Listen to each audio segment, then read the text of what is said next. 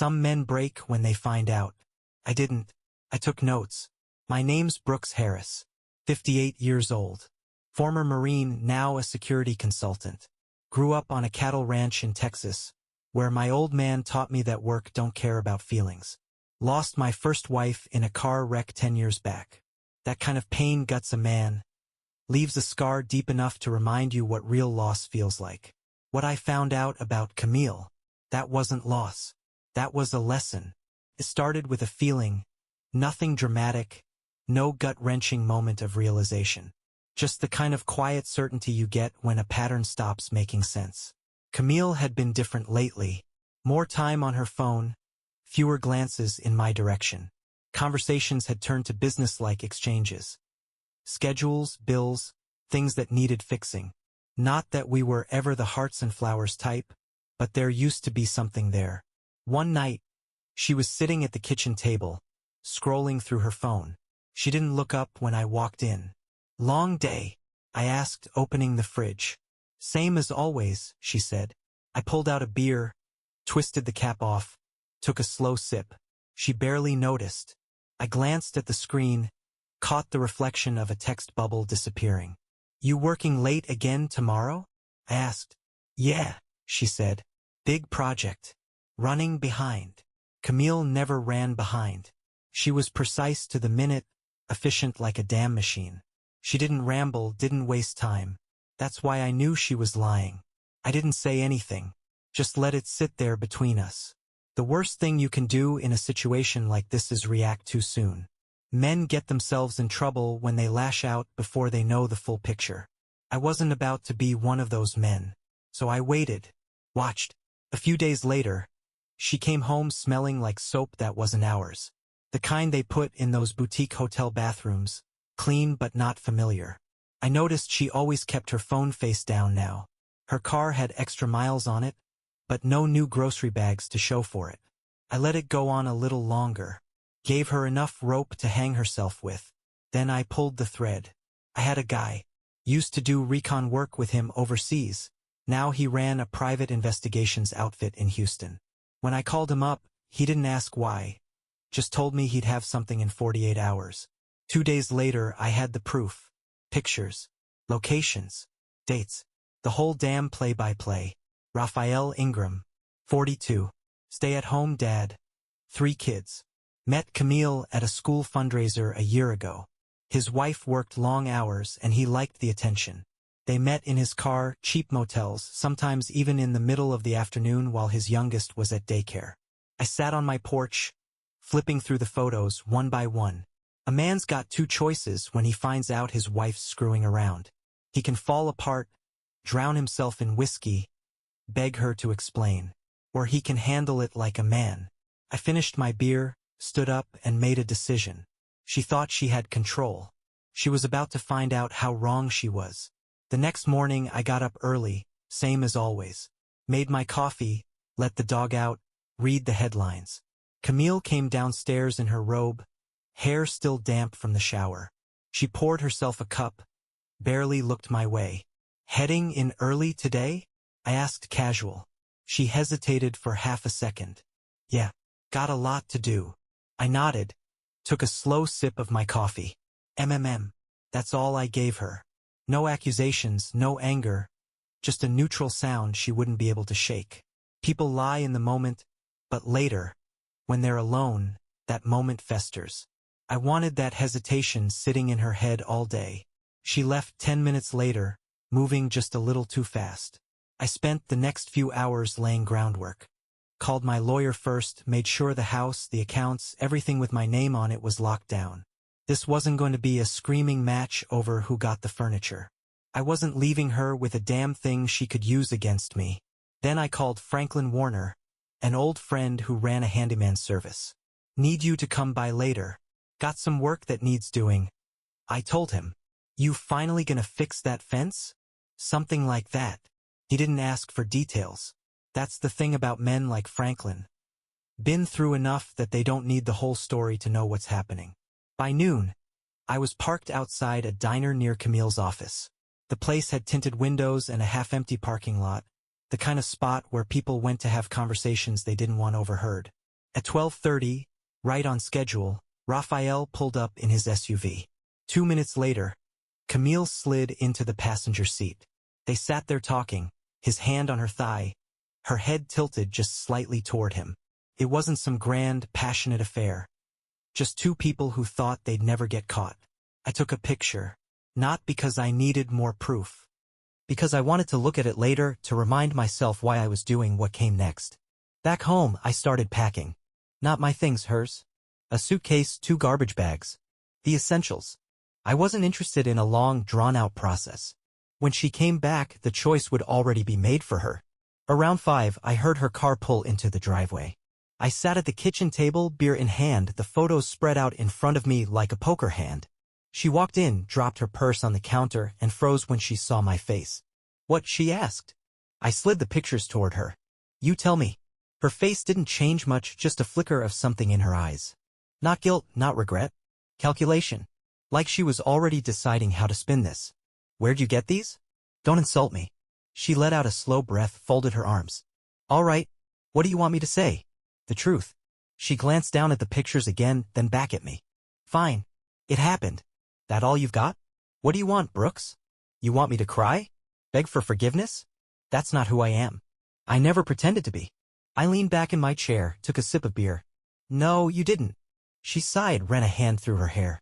"Look, I'm not gonna stand here and make excuses. You and I both know things haven't been good for a long time. So your solution was to screw another man?" She shrugged. "I needed something. I didn't think you'd care." That was the part that hit. Not the cheating. Not the lying.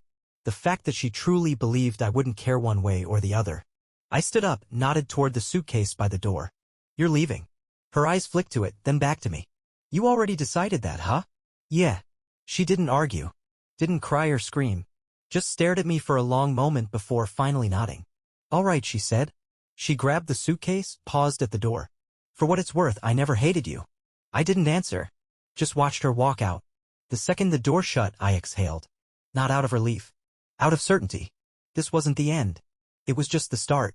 The house was quiet. Too quiet.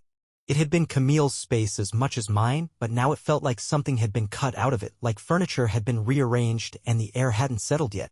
I stood in the doorway for a minute, taking it in. Then I picked up her empty coffee mug from the counter and dropped it in the trash. Time to move forward. First thing I did was call Winston Harris, Camille's father. He picked up on the second ring. "Brooks," he said, his voice clipped. "Winston. Got a minute?" A pause. Then, "Go on." I told him straight. No theatrics, no long-winded explanations. Just the facts. Camille had been screwing around. I had proof. She was out of the house. He didn't say anything for a long moment. Then he sighed, deep and heavy. Damn shame. I could hear the weight behind it. Winston wasn't the sentimental type, but he was old school, believed in family legacy, reputation. Camille had just blown a hole in that. "Figured you should hear it from me," I said. "I appreciate that." Another pause. "What do you need from me?" "Nothing. Just letting you know she won't be running to you to clean up the mess."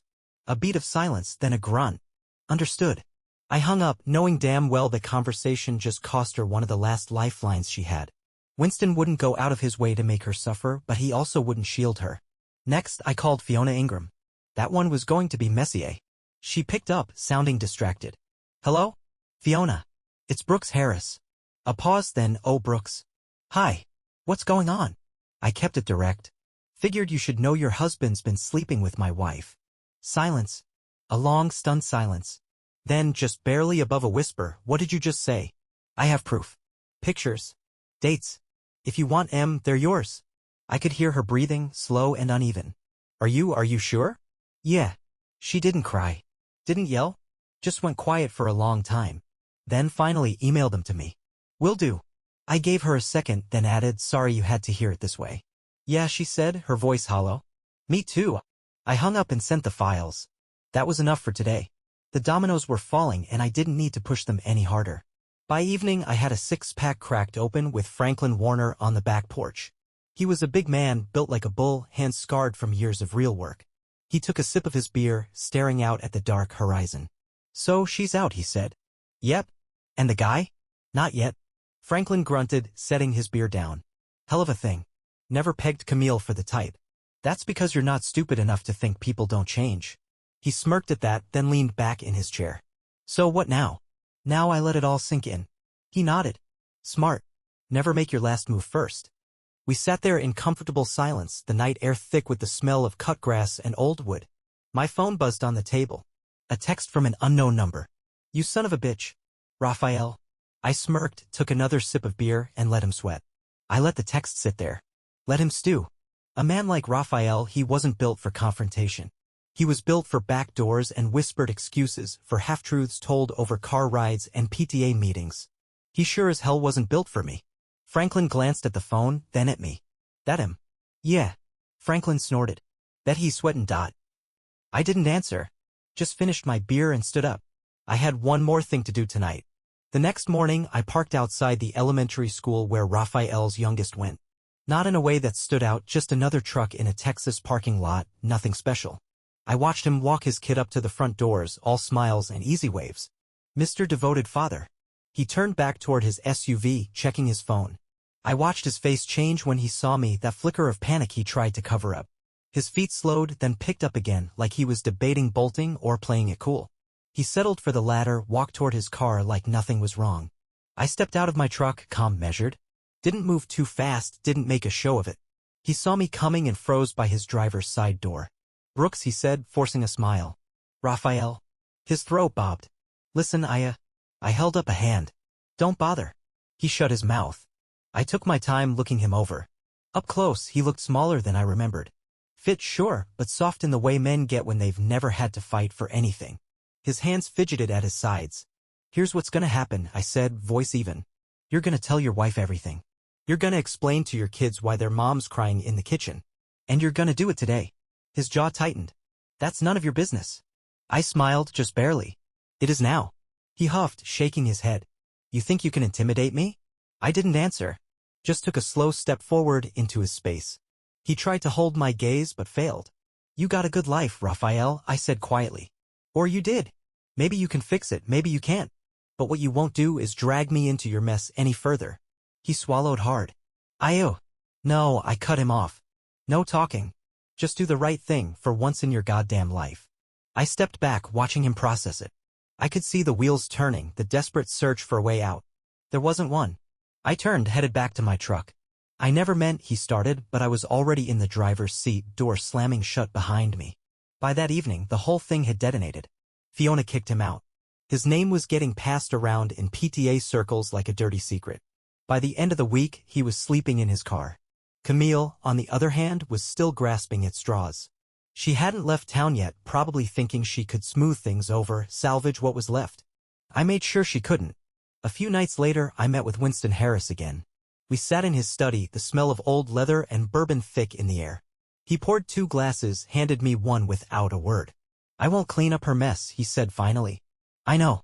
He studied his drink for a moment. She came by yesterday. Looking for money. I took a sip, let the silence settle. I told her no, he said. I nodded. Another pause, then he sighed. She's my daughter, Brooks. Yeah, I said. And she made her choices. He gave a slow, tired nod. She did. That was the end of that. When I left, I knew Camille wouldn't be in Houston much longer. She had nowhere left to go. Camille was gone. I didn't need to check. I could feel it, the way a house finally exhales when the last unwanted guest leaves. I never heard where she went, and I didn't ask. The damage was done, the pieces scattered. Not my problem anymore. I sold the house 2 weeks later. Didn't leave much behind. A couple of things in the garage that weren't worth the trouble, a coffee cup in the back of the cabinet. Nothing that mattered. Franklin helped me load the last of my things into the truck, wiping the sweat off his forehead with the back of his hand. Can't believe you're really leaving Houston, he said. Nothing left here for me, I told him. He nodded, squinting at the empty driveway. Where you headed? Fredericksburg. Got a place lined up. His eyebrows lifted slightly. Hell of a change. That's the point. He didn't argue. Just held out his hand and I shook it. You ever need a hand with anything, he said, you know where to find me. Same goes for you. He nodded once, firm, then stepped back as I climbed into the truck. As I pulled away, he raised a hand and I returned the gesture. No long goodbyes. No need. Fredericksburg was slower. Quieter. A town with history in its bones where people took the time to say hello but knew better than to pry. I bought a small ranch outside of town, nothing fancy, just a few acres, enough space to work with my hands again. The first few weeks, I kept my head down. Got familiar with the land, the town, the pace of things. It felt good. Solid. Like something I'd built myself instead of something I was trying to hold together. One afternoon, I stopped by a small general store to pick up some tools. The bell over the door jingled as I stepped in, the scent of coffee and sawdust mixing in the air. Behind the counter, a woman looked up from the register, sharp blue eyes taking me in. Mid-50s, lean, with a kind of no-nonsense presence that didn't need to announce itself. "You're new," she said, not a question. "Guess I am." She glanced at the pliers and nails in my hand. "Fixing something? Building something?" She considered that, then nodded. "Good." I paid, and as I turned to leave, she spoke again. "Name's Ursula." I glanced back. "Brooks?" She gave a small, satisfied nod, like that settled something. "See you around, Brooks." I left the store, the warmth of the sun on my back, and for the first time in a long time, the road ahead felt like mine again. The days started falling into a rhythm. Early mornings, black coffee, the sound of boots on dirt. I fixed fences, rebuilt an old shed out back, got my hands into the kind of work that left a man tired in the best way. No lawyers, no private investigators, no late-night second-guessing. Just sweat, sawdust, and the kind of exhaustion that felt earned. I ran into Ursula again at the farmer's market. She was arguing with some guy over the price of peaches, arms crossed, jaw set like she was daring him to push it. The man eventually gave up, muttering as he handed over his money. Ursula handed him the peaches without so much as a nod. I smirked. "You always shake people down at the fruit stand?" She turned, recognizing me. "If they try to pull a fast one." I glanced at the old man who was still shaking his head as he walked away. Didn't look like he had a chance. "He didn't," she said simply, then eyed the sack of vegetables in my hand. "Cooking or just stocking up?" "Learning." Her brows lifted slightly. "Well, that's something. Figured it's about time I picked up a new skill." She considered that, then nodded toward the other end of the market. "Cooking class over at the community center. Mondays and Thursdays. You'd fit in with the retirees." I smirked. "Sounds like my kind of crowd." She didn't push it, just gave a nod and turned back to her stall. Monday night, I showed up. The class was small, 6 people, counting me.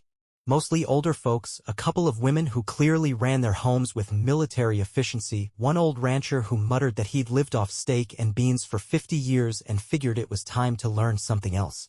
Ursula was there, running the whole thing with the same no-nonsense approach she had at the store. She didn't make a big deal out of me being there. Just handed me a knife and a cutting board and told me to dice an onion.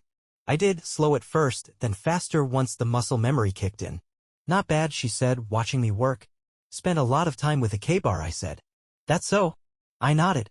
"Marines." She didn't ask anything else. Just handed me another onion. "Do it again." I liked that about her. No prying, no small talk for the sake of it. Just a steady, solid presence. Over the next few weeks, we kept crossing paths, at the market, in town, at the class. One night after the lesson, she leaned against the counter, arms crossed. "You ever eat something you cooked yourself before now?" "Sure," I said. "Just wasn't good." She smirked. "Figured." She took a sip of her coffee, watching me. "You settling in all right?" I thought about it for a second, then nodded. "Yeah. Think I am." "Good," she said. "Town could use another decent man." That sat with me longer than I expected. A few months ago, I'd been staring at the wreckage of a marriage, pulling strings to dismantle a life I'd built with someone I couldn't trust. Now, I was standing in a warm kitchen, the smell of garlic and butter in the air, a sharp woman watching me with something that wasn't quite interest but wasn't indifference either. I wasn't looking for anything. But for the first time in a long time, I wasn't looking back either. I was stacking firewood when the last loose end finally cut itself off. Franklin called, voice dry as ever. "You see the news?" I wiped the sweat off my forehead. "I don't watch the news." He let out a short laugh. "Well, you'll like this one. Your boy Raphael got himself arrested. Some kind of domestic dispute. Cops got called, wife wouldn't let him back in the house, he lost his temper in the driveway." I exhaled through my nose, shaking my head. "Some men can't stop digging." "Guess not," Franklin said. "Thought you'd like to know." I didn't need to ask for details. I could picture it clear as day, Raphael, desperate, trying to weasel his way back into a life he wrecked, only to make it worse with every word he said. Some men, they don't learn. They just spiral. As for Camille, I hadn't heard a word. Last I checked, she was bouncing between places, job-hopping, burning bridges the way people like her always do. Winston sure as hell wasn't helping, and once the money dried up, so did whatever appeal she thought she had left. She'd figure something out or she wouldn't. Didn't matter to me either way.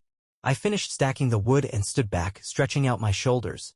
The air had that crisp, late-fall bite to it, the kind that made a man want to sit on his porch with a beer and watch the sun go down. Ursula pulled up a few minutes later, stepping out of her truck with a bag of groceries. "Brought you something," she said, holding it up. "More onions?" I asked dryly. She smirked. "No. Thought you graduated past that." I took the bag, glancing inside. Fresh bread, a good cut of beef, some spices.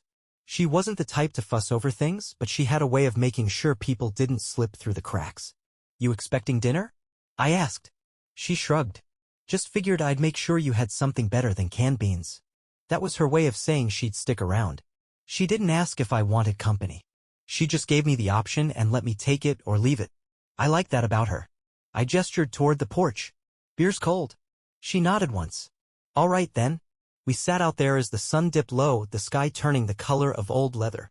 The land stretched out ahead, quiet and steady, like it had been waiting for me to finally stop running. For the first time in a long time, I wasn't holding on to anger. Wasn't looking over my shoulder, wasn't thinking about the past. Camille was gone. Raphael was buried under the weight of his own mistakes. And me? I had a damn good steak to cook, a woman who didn't take any shit, and a future that belonged to no one but me. Hell of an ending.